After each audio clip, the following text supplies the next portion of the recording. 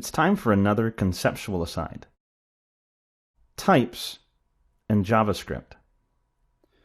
JavaScript is special, different than what you might be used to if you're coming from another programming language when it comes to the types of data that variables hold and how JavaScript deals with them.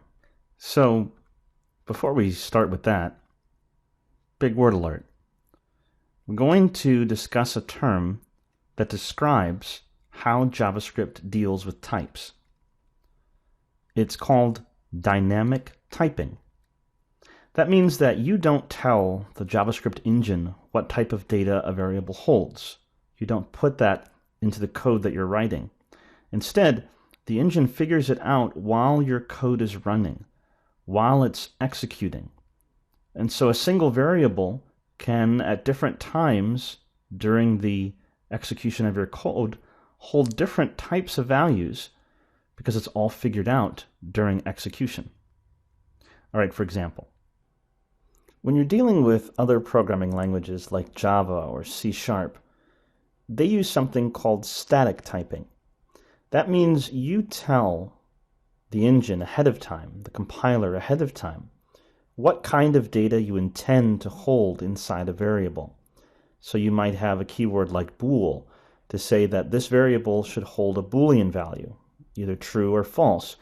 And then if you try to put a value that's other than a Boolean into that variable, you get an error.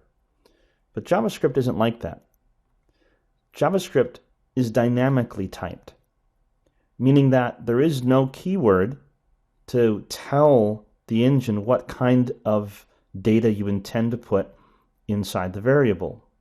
We just say var, for example, and then while the code is running, the JavaScript engine will determine what type you're giving that variable.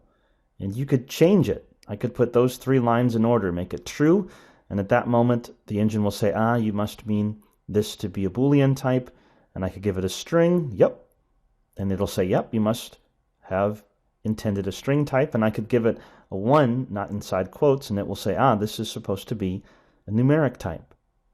So JavaScript is dynamically typed. It figures it out on the fly. This turns out to be quite powerful and can also cause you some problems if you don't understand how JavaScript is going to make decisions as a result of dynamic typing.